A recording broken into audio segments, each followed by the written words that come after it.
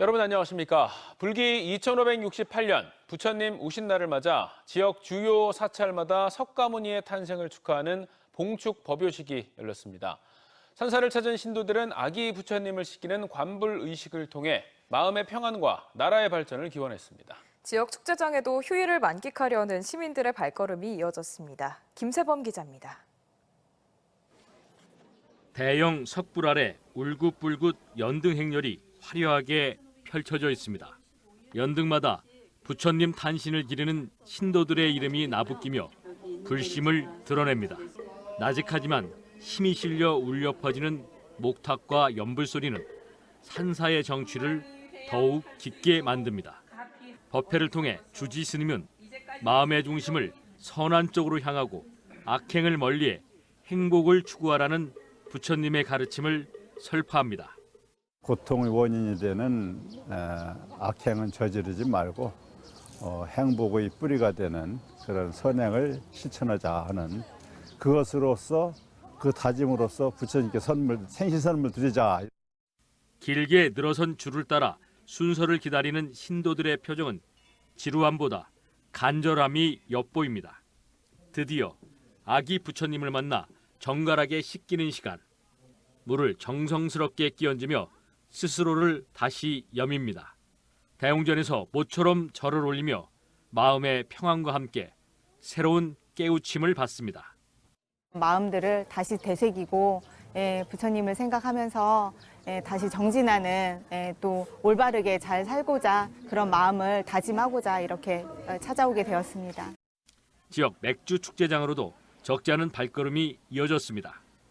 서서히 더워지는 날씨, 야외에서 가족들과 즐기는 맥주 한 잔에 밝은 웃음이 절로 나옵니다.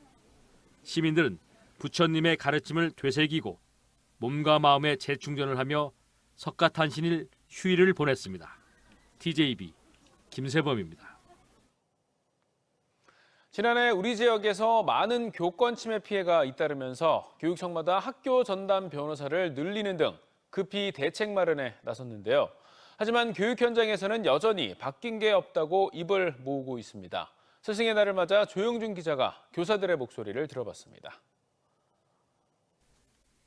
지난해 9월 대전에서 4년간 학부모들의 악성 민원에 시달리던 40대 초등학교 교사가 숨진 채 발견됐습니다. 며칠 뒤 세종에서는 50대 어린이집 교사가 학부모가 휘두른 인분이 담긴 기저귀에 맞아 누런 오물로 범벅이 됐습니다. 가져왔던 그 봉투를 열어서 애 기저귀를 펼쳐서 얼굴에 일면서 타격을 가하고 문지르고 그리고 문 열고 나가버렸대요. 학부모로부터 왕의 DNA를 가진 아이라며 왕자에게 말하듯 돌려 말하라는 편지를 받은 초등학교 교사도 있었습니다. 이딴 교권 침해 사례 발생 이후 이를 막기 위한 각종 대책들이 급히 마련됐지만 교사들은 현장은 달라진 게 없다고 입을 모읍니다.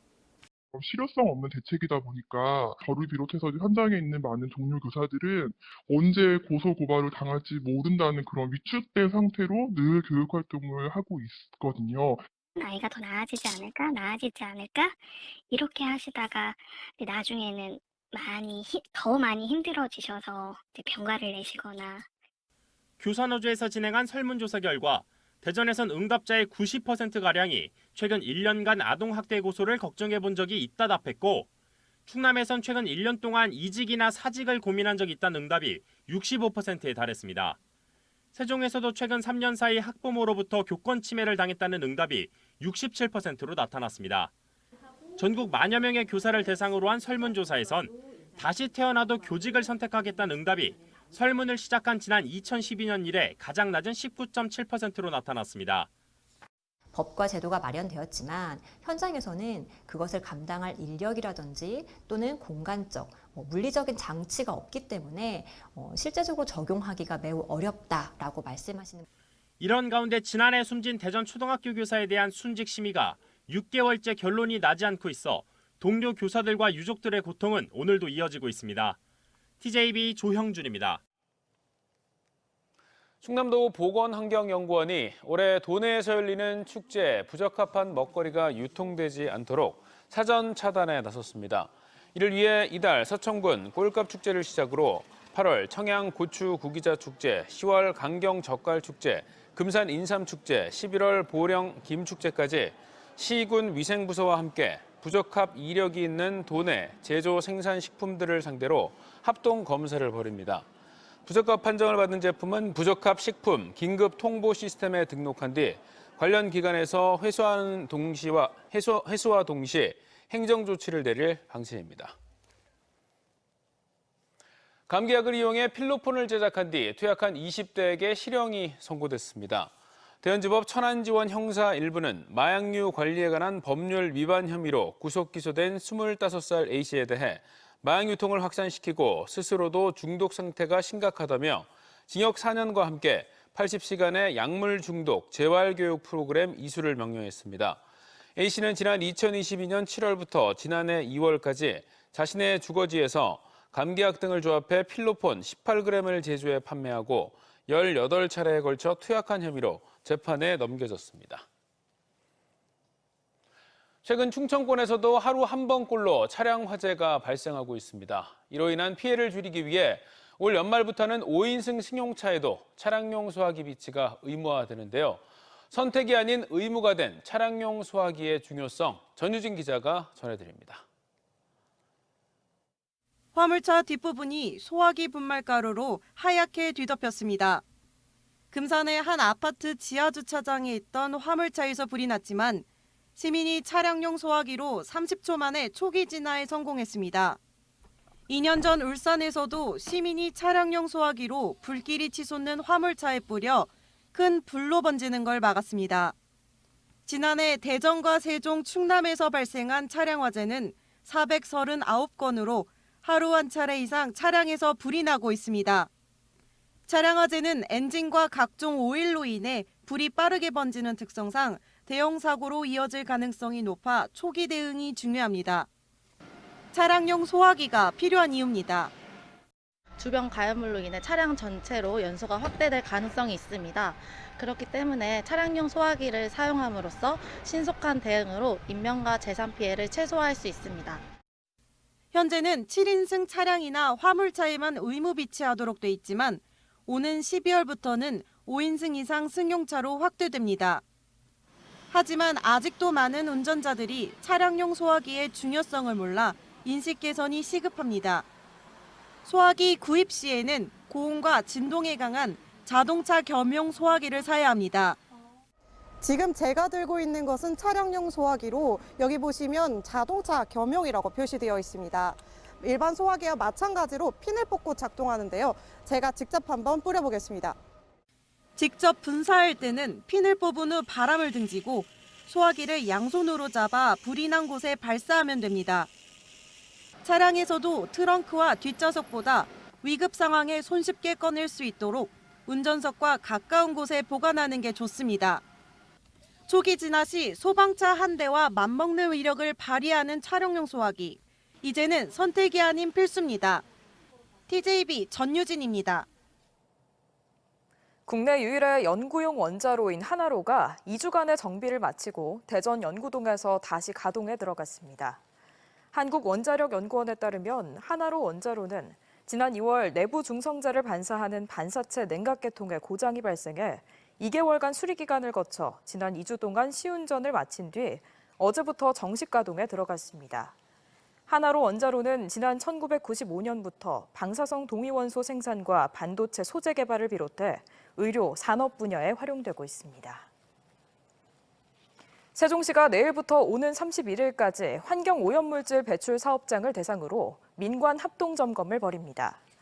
이를 위해 환경기술인 10명과 담당 공무원 4명 등으로 구성된 2개 점검반을 편성해 대기 배출업소, 폐수 배출업소 등 환경오염물질 배출 사업장 40개소를 대상으로 일제 점검에 나섭니다. 주요 점검 분야는 자가 측정 실시와 방지시설 훼손, 방지시설 적정 가동 여부 등으로 관리가 미흡하거나 위반 사항이 적발된 사업장은 관련 법령에 따라 조치할 방침입니다. 충청권 최초로 서해 바닷길을 연 서산국제크루즈 서해를 깨우다 기획보도, 오늘은 두 번째 시간으로 지역경제 파급 효과를 짚어봅니다. 국제크루즈는 일반 관광상품과 달리 탑승객들이 입출항지와 기항지에서 쓰는 금액이 큰 편이어서 황금알을 낳는 고부가가치 산업으로 불리는데요. 구체적으로 어떤 효과가 기대되는지 장석영 기자가 전해드립니다. 서산에 도착한 국제 크루즈선에서 수천 명의 해외 관광객들이 대산항 국제 여객 터미널을 통해 입국합니다. 지난 2016년 터미널 준공 이후 8년 만에 처음 맞는 일반 승객들입니다. 한꺼번에 몰려든 관광객들로 주변 상권은 모처럼 대목을 맞았습니다. 큰 도움이 되겠죠. 네, 인원이 많이 유입이 되다 보면 뭐 장사도 잘 될 수 있을 수 있겠고요. 크루즈 선박을 비롯해 대산항에서 서산의 농특산품 알리기를 위한 홍보가 한창입니다. 전국 각지, 전 세계에서 모인 관광객들에게 서산과 지역의 농특산물을 알릴 수 있는 절호의 기회입니다. 국제 해양 레저 관광벨트와 지역 경제 활성화의 마중물이 될 서산 국제 크루즈. 하지만 처음부터 유치가 수월했던 건 아닙니다. 부산과 제주 등에 비해 부족한 인프라와 관광 자원, 낮은 인지도 때문에 불가능할 것이라는 평가가 많았습니다. 하지만 유치 전에 뛰어든 2016년부터 8년 동안 잠재성과 입지적 우월성을 내세워 끊임없이 크루즈 선사를 접촉해 이뤄낸 결과입니다. 관광지가 있는 지역, 그래서 그런 점으로 봤을 때 서산시가 앞으로 준모항으로 정비선을 유치하는 것도 가능성이 높을 것으로 판단하고 있습니다. 서산시는 앞으로 크루즈 산업을 확대 발전시켜 지역 경제 파급 효과를 극대화한다는 전략입니다. 서산에서 출발한 크루즈는 이곳 대만으로 한 번에 3천여 명을 태우고 왔습니다. 크루즈 한 척이 항공기 15대 인원을 한 번에 수용하는 만큼 대표적인 선진국형 관광 산업으로 꼽힙니다. 크루즈 관광객 한 명이 방문 도시에서 일반적으로 지출하는 비용은 약 750달러. 실제 지난해 부산항으로 크루즈선이 입항했을 당시 주변 부산 상권의 매출이 30% 정도 증가했습니다. 서산에 대한 세계적인 관심도 높아지고 있습니다. 세계 4대 크루즈 기업인 MSC 등 이미 글로벌 크루즈 선사들이 서산에 관심을 보이기 시작했고 또 339km로 중국과의 최단거리에 입지한 만큼 중국에서도 국제 여객선, 전자상거래 등 여객과 물류 사업을 원하는 사업자도 늘고 있습니다. 경제적 효과를 지속적으로 확대하기 위해서는 이런 어떤 그 이벤트가 이례적으로 끝나는 게 아니라 얼마나 지속성을 갖느냐 하는 것들이 상당히 중요하다고 생각을 합니다. 서산 대산항은 중국, 대만과도 가깝고 국내에서도 지리적으로 중앙부에 위치해 있어 접근성이 매우 우수합니다. 충청권 첫 크루즈 출항으로 서해안 크루즈는 서산이라는 입지를 선점한 만큼 내년에 계획된 2번의 출항도 성공시켜 정착하면 지속적인 경제 효과를 얻을 수 있을 것으로 기대됩니다. TJB 장석영입니다. 충남 교원단체 총연합회가 청양 다목적 체육관에서 제72회 교육공로자 표창식을 열고 가족 5명 이상이 교육자인 천안 부성초등학교 이기태 교장 선생님에게 교육가족상을 수여하는 등 130여 명에 대한 표창을 수여했습니다. 표창식에 이어서는 코로나 사태 이후 5년 만에 충남교통회장기 배구대회를 열고 선생님들 간의 친목을 다지며 스승의 날을 자축하는 뜻깊은 시간을 보냈습니다.